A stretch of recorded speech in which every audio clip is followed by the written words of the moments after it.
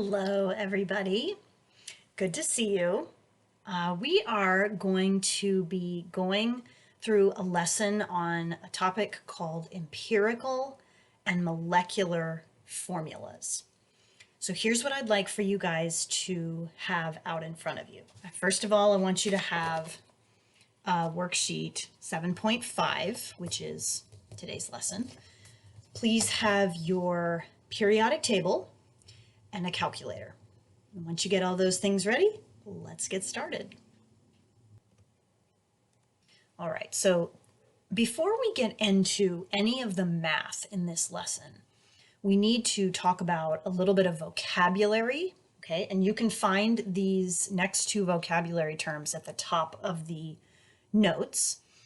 And the first term is called an empirical formula, which means that if you're looking at the formula for a compound, an empirical formula is where the subscripts are as reduced down as they possibly can be.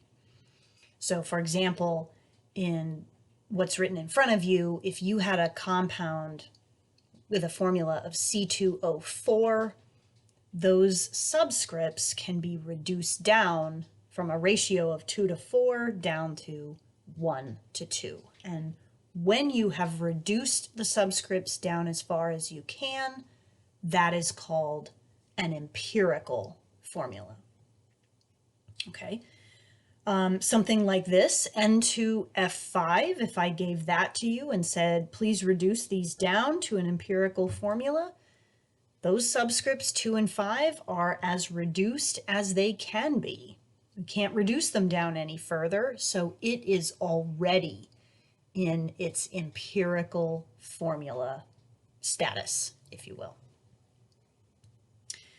The other vocabulary term is something called a molecular formula, okay? And a molecular formula is typically when it is not reduced down as much as possible. And typically, guys, if you look at what's in parentheses on this slide, that is the formula for how the compound exists in nature. Okay, so there is a compound N4O10, which literally has 4 atoms of nitrogen and 10 atoms of oxygen. That's actually how it exists. Now, of course, the numbers 4 and 10 can be reduced down to N2O5, and that more reduced formula is called the empirical formula. Okay, just another example.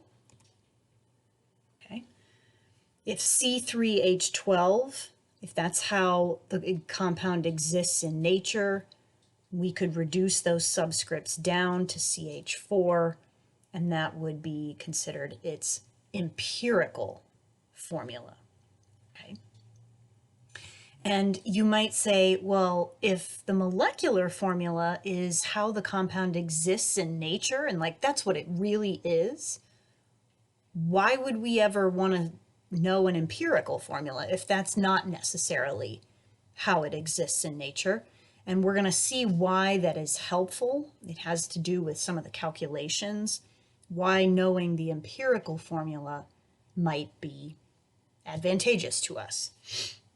So let's get out your calculators. This example problem, okay, let me just show you, is the worked out example that is right here, okay? A lot of the calculations that we've been doing lately, I've had worked out examples for you, and this is what I'm about to show you is this same example. Okay, so here's what you're going to be able to do. You will be given percent composition data.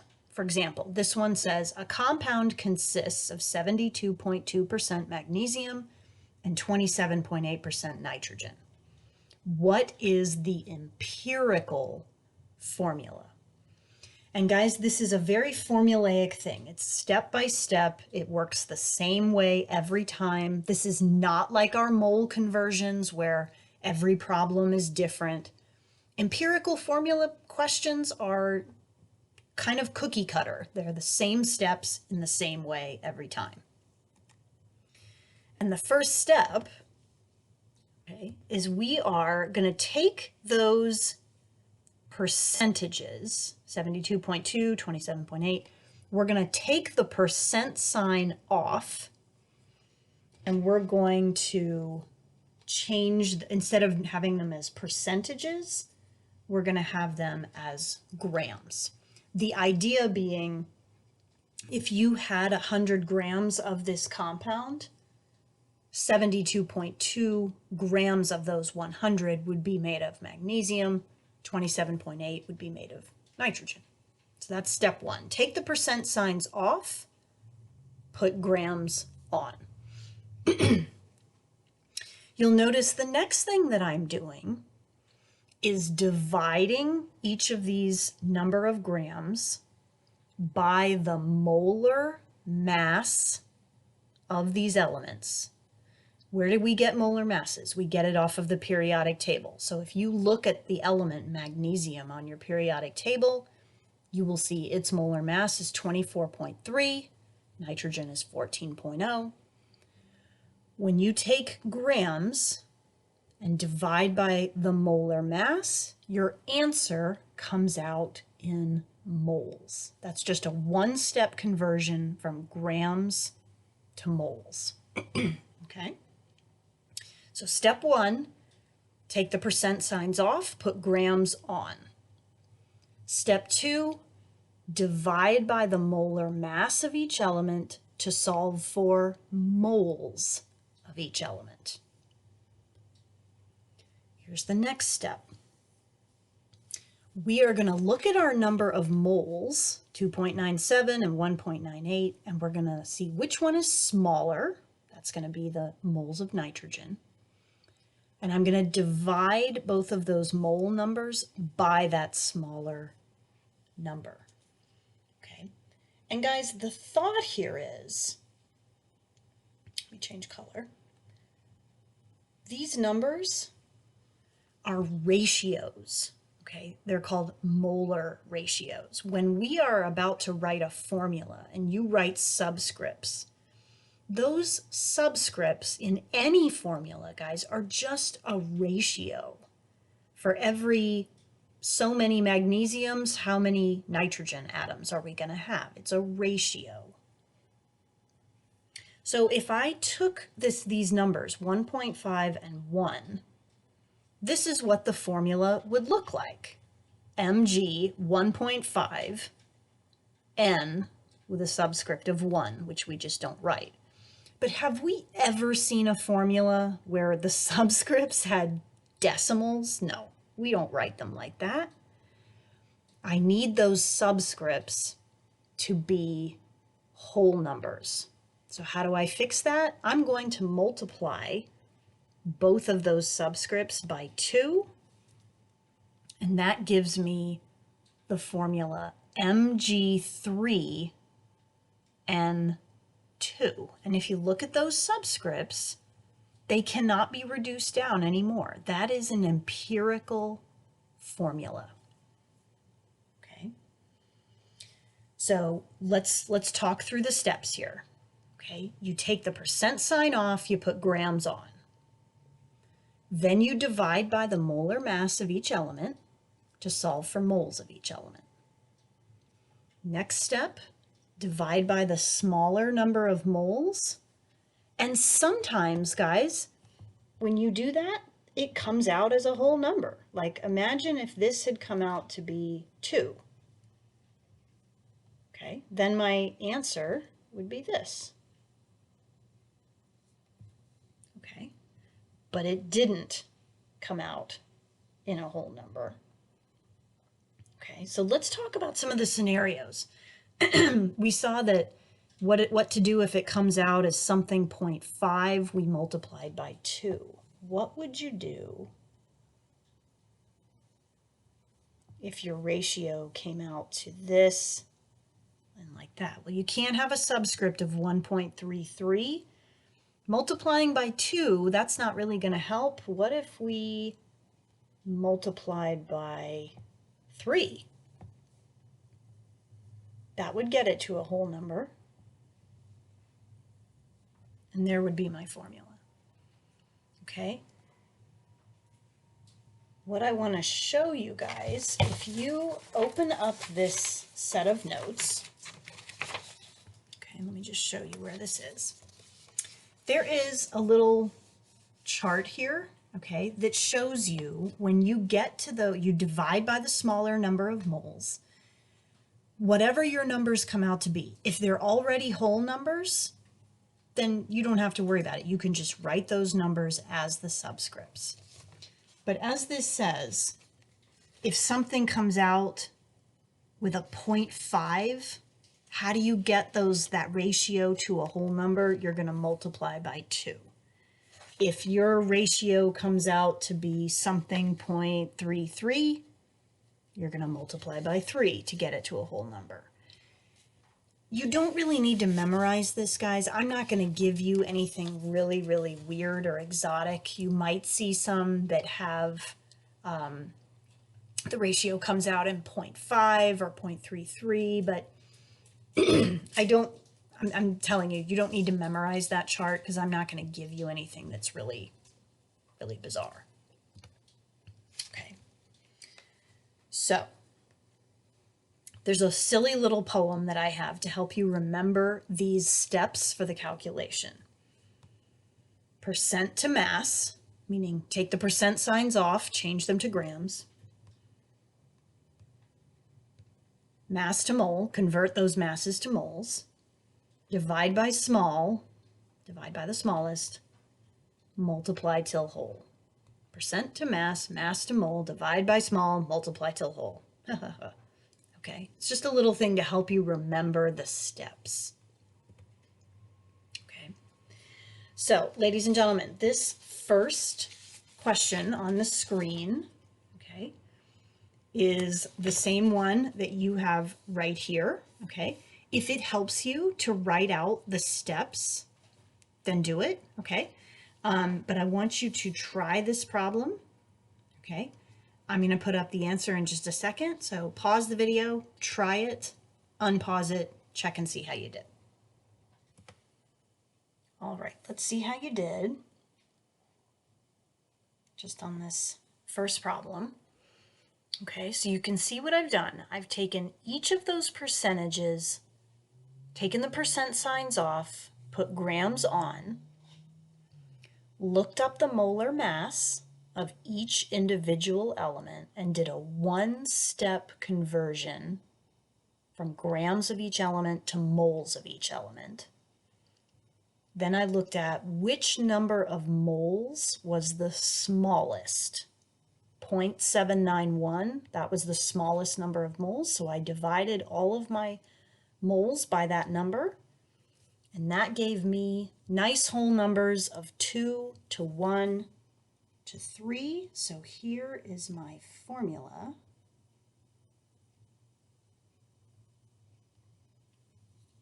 And if you think about it, what is the name of that compound? That is sodium sulfite. All right. Now, before you do this next one, which is right underneath where we just were working, it says practice problem at the bottom of the page. There's two things that I want to say to you.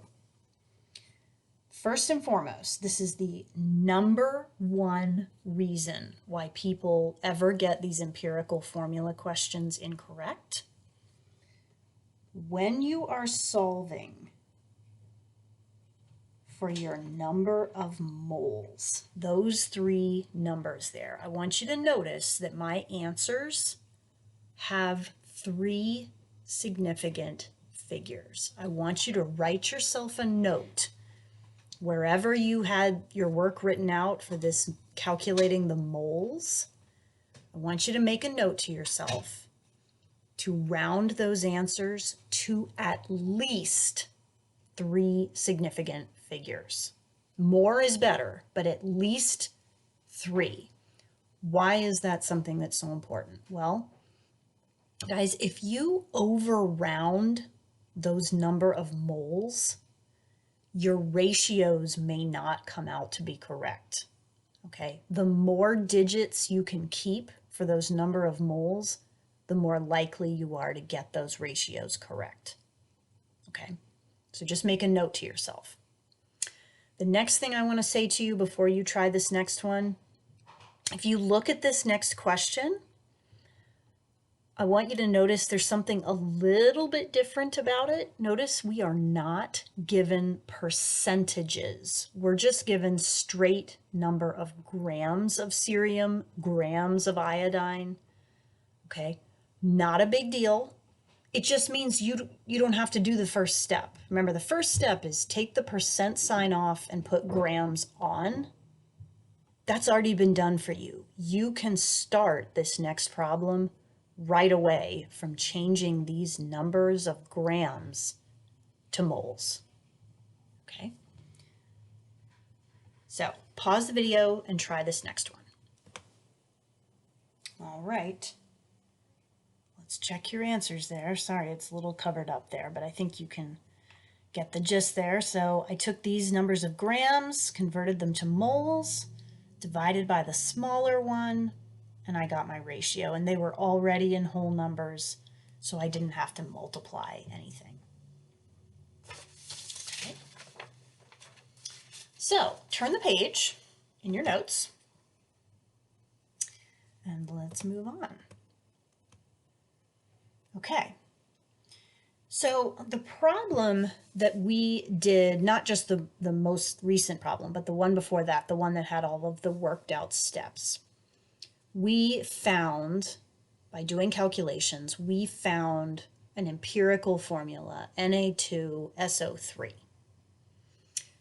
This says if the, here's a key word, if the molecular molar mass, not empirical, if the molecular molar mass is 378.3, what is the molecular formula?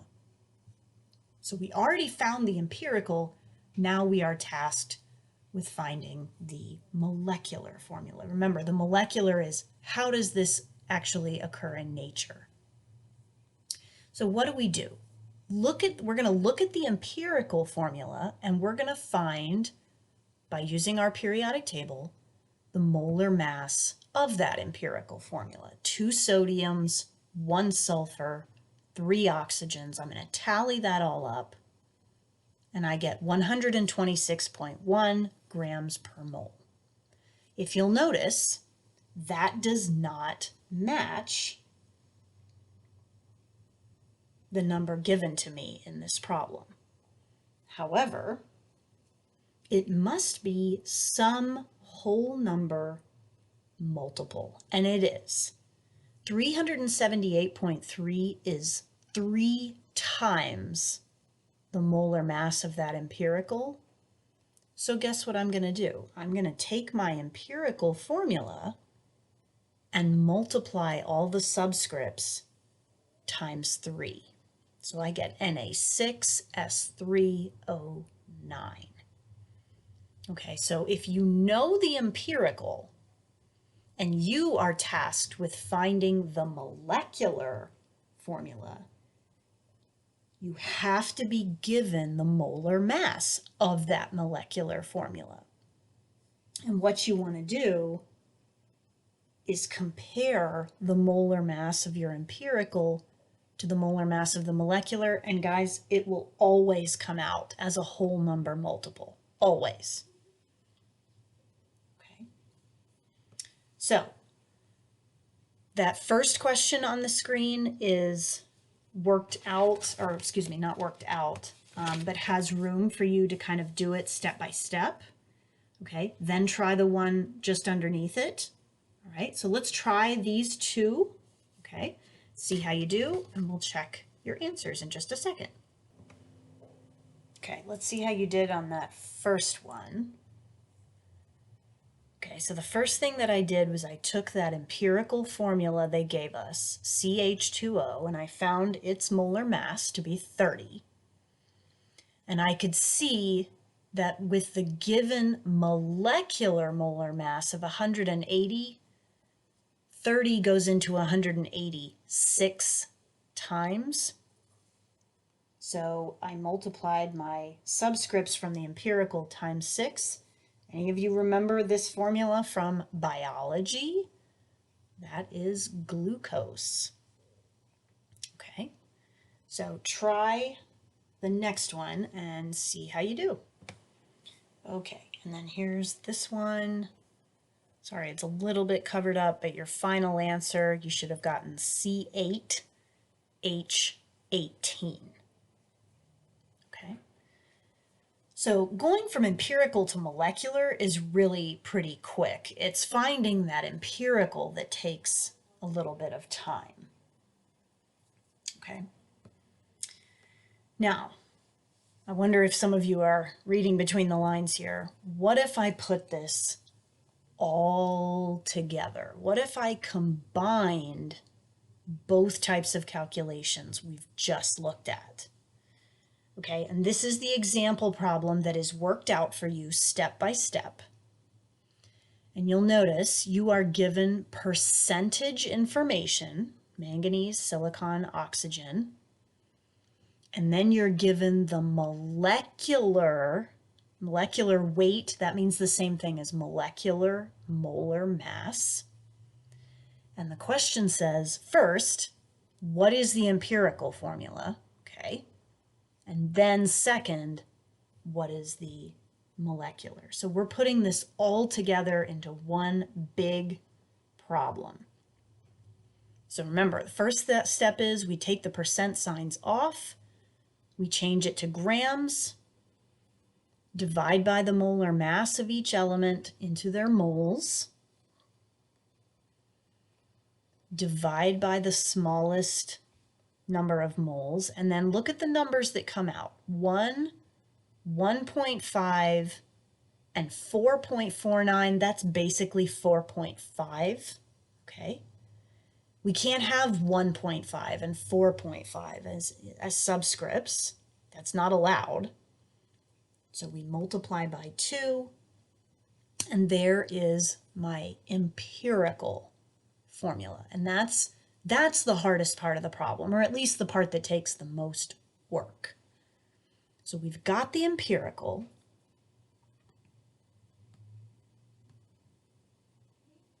Let's find the molar mass for just that empirical formula. And it comes out to be 338.1.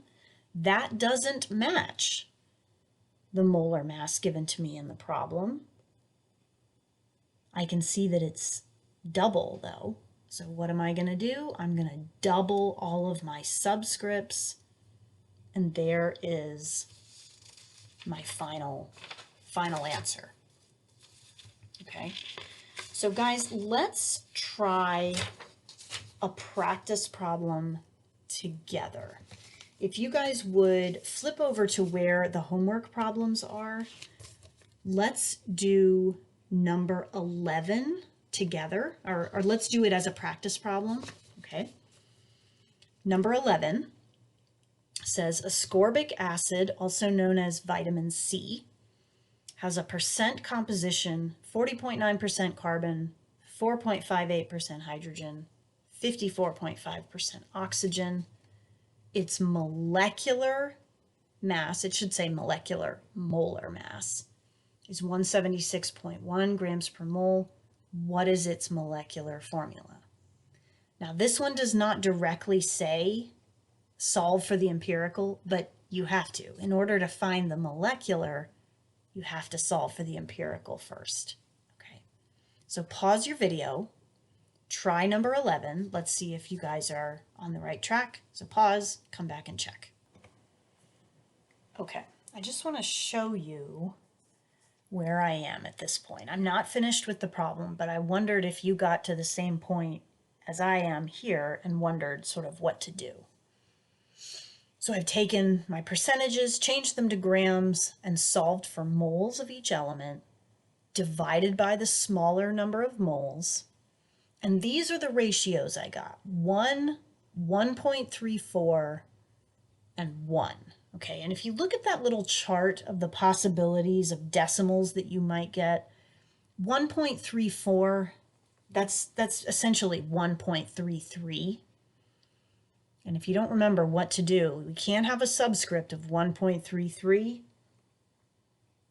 We're going to multiply all of these times 3. So that gives me an empirical formula of C3H4O3. Okay, that's my empirical formula. Okay, now the next step, because the ultimate goal here is they want the molecular. So we need to tally up the total molar mass of that empirical formula, which comes out to be 88.0. Okay. The problem tells us that the molecular molar mass is 176.1, which you may not even need a calculator to see how these two numbers relate. It's basically double, okay? So I'm going to take my empirical and double all of my subscripts.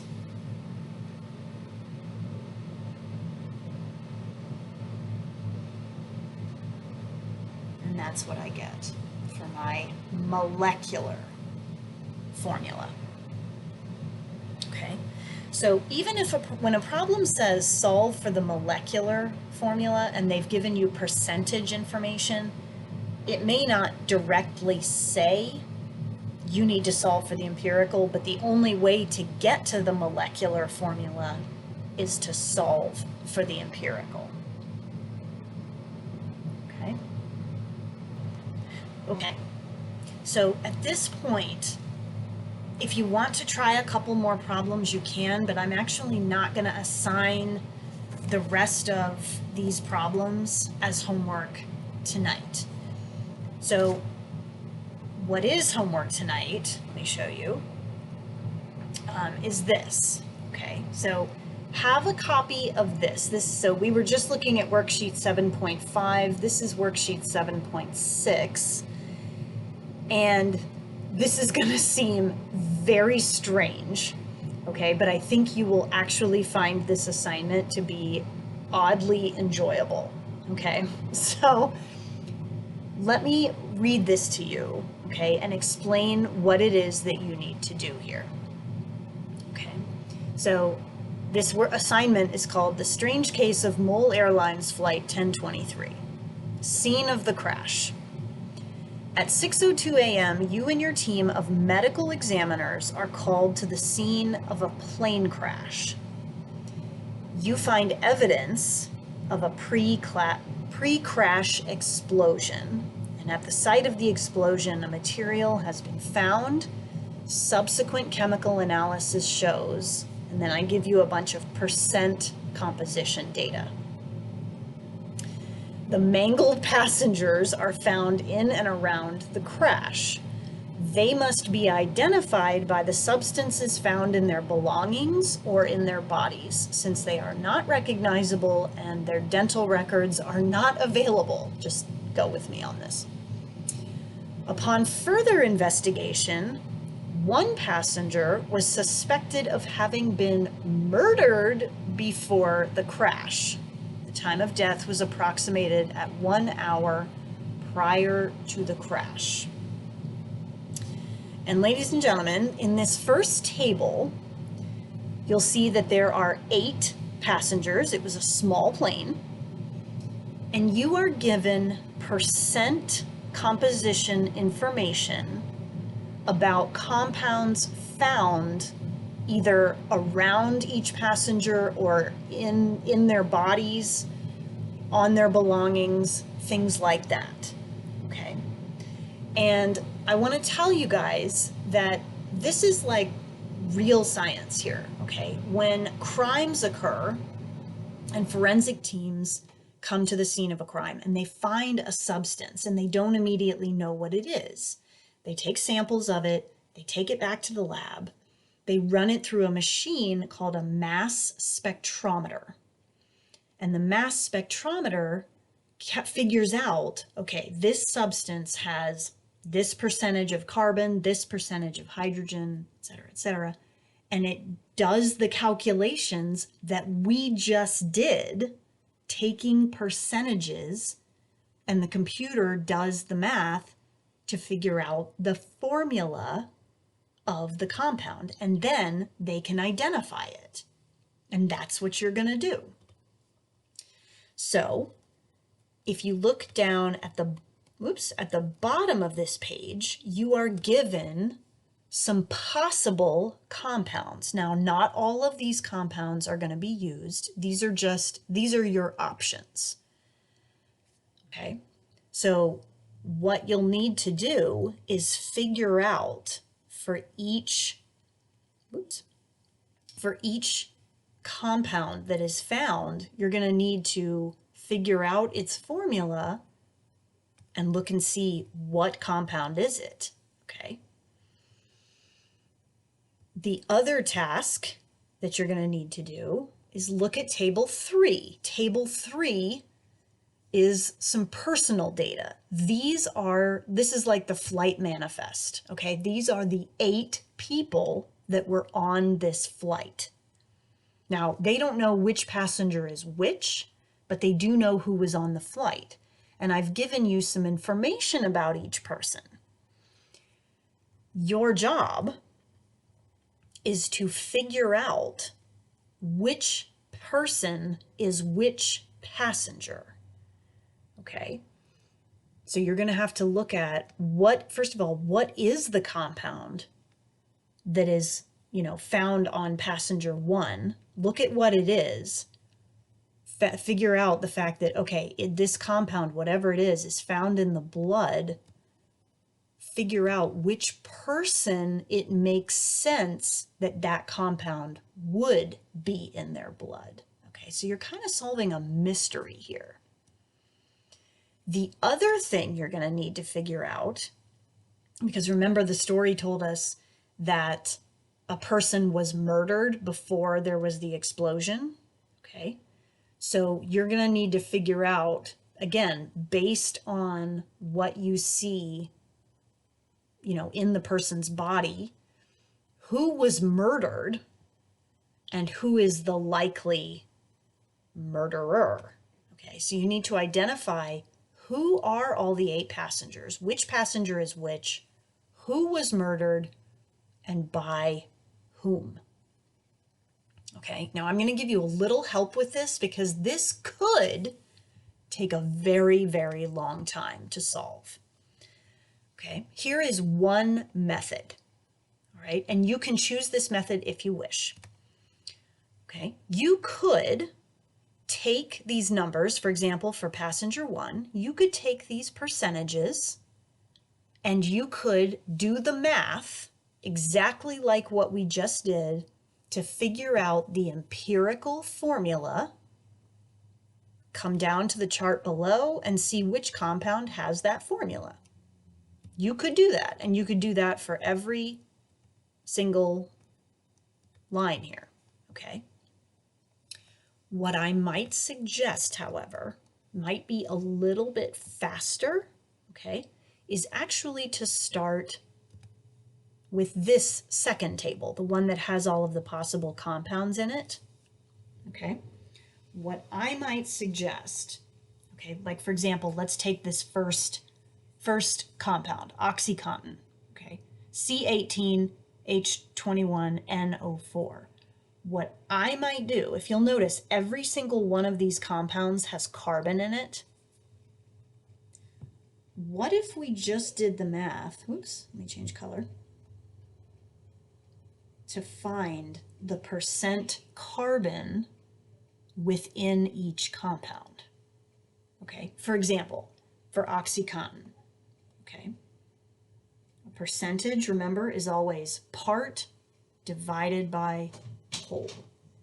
Okay, so I would put the molar mass of the entire compound on the bottom. Okay, all the C18, the H21, the N, the 4 O's.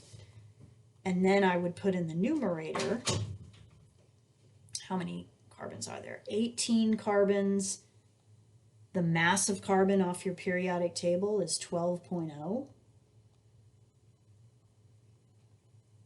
See what percentage of carbon that gives you, okay? And then, whatever that percentage is, then look up here and see, okay, do any of these compounds match that percentage?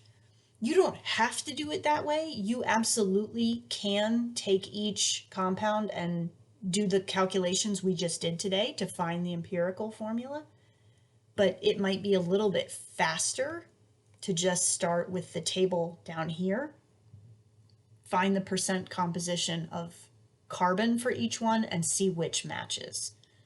But you can do it however you wish. Okay. Now, the last thing that I want to say about this assignment, and I don't do this very often, I am actually collecting this assignment for a grade, okay, for a correctness grade. What I'm asking you to do for homework tonight is to complete that mystery assignment, show the work, whatever calculations you do, put that on a separate sheet of paper and attach it to the assignment itself, and you're going to turn that in next class. Okay? So I hope you guys enjoy this assignment. The people listed there are actually people that I know. I've just changed their names to protect their identities. Okay? But either people I know or knew at one point in my life. Okay? I don't currently know any drug dealers. Okay. But they're people that I have known in the past. Anyway, I hope you guys enjoy this assignment. It's sort of fun and silly. So email me if you have questions, and I look forward to seeing you next class.